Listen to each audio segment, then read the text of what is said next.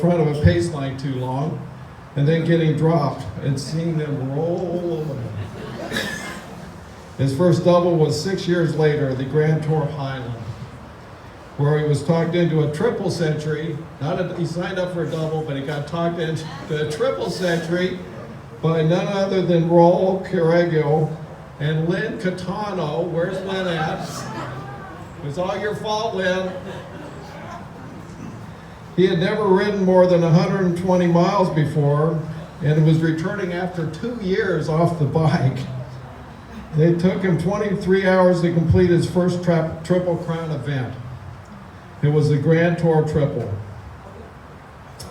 This 53-year-old has an MBA degree and is now a bike shop owner and a darn good one. And he's an endurance coach and a darn good one. His favorite place to ride in the world is in the mountains. And boy, does he like to ride in the mountains. He looks forward to riding in France someday, but in his backyard, his favorite ride is Palomar Mountain. In fact, this guy likes climbing the Palomar Mountain so much that one day in July of 2015, he climbed it 7 times in a row. Now, for you guys in Northern California that never climbed Palomar, it's been likened to the Alpe d'Huez of the United States. Averages 7% for how many miles? 11.7. 11.7. I knew somebody would know that. So he rode this thing 7 times back to back, and that's called Everesting. And so he Everested on Palomar Mountain by climbing 29,062 feet and 167 miles, all in one day.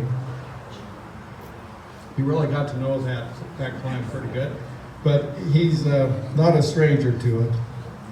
During a double century, it says nothing tastes or feels better than a Coke. But after a long ride, he's looking for meat, and that's with capital letters. His greatest obstacle on these long rides has been nutrition issues.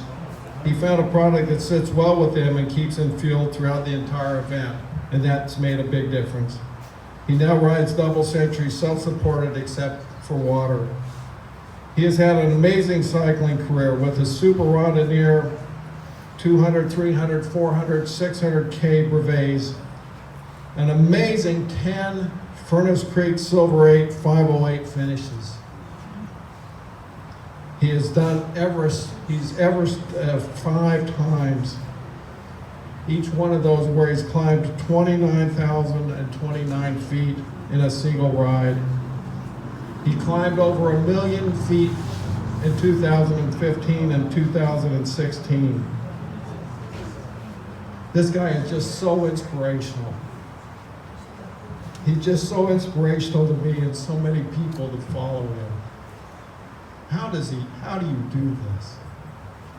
You know, I thought about Everesting, and I think it would take me a week. I'd be out there for a week, and you can't sleep, you know. I mean, you got to be self-supported, and you're going up and down a mountain over. These are tough. His long-term goals are to do more Everesting and to get his stoker, Lori Hockland, to 50 doubles. But today we're recognizing this great cyclist for completing 50 double centuries from all the way back to 2003 to 2018. It is my privilege to add the George Red-Eyed Vario Vargas to the Triple Crown Hall of Fame today, following the many amazing cyclists who've preceded him there.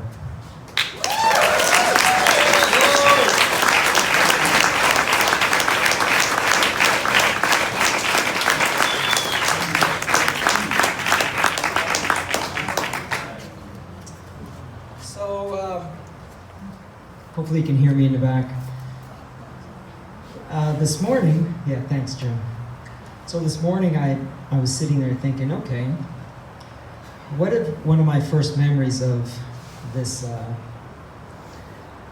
Triple Crown thing, double century thing, and I thought about a local club of 50 plus and 60 plus guys, and I was, I don't know, late 30s, and I thought, wow, these guys are strong.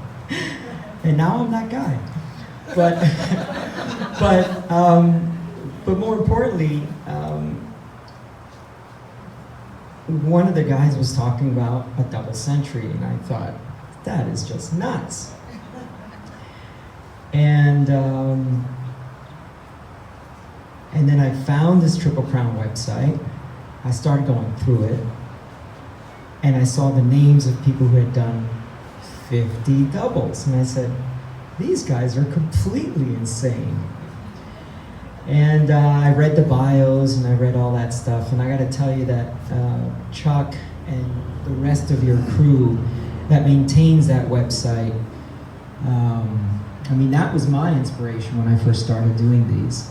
So I appreciate the work that you do, and I appreciate, like I see Michael Sturgill there and a few other people that maintain that site. So it does inspire new riders to take on the challenge, whether it be 1 double, 3 doubles, 50 doubles, and then some. So, I mean, my achievements are minor compared to, I guess there's 100 to 150 guys still coming later after me. But you know, I'm humbled and I appreciate everyone and the volunteers. I got to tell you, I unfortunately with my schedule, it's tough to volunteer and give back. But some of these people here are very familiar faces at a lot of the events, and so I really, really do appreciate the volunteers. If for whatever reason you're at an event and I don't get a chance to thank you, I'm going to tell you now, I really do appreciate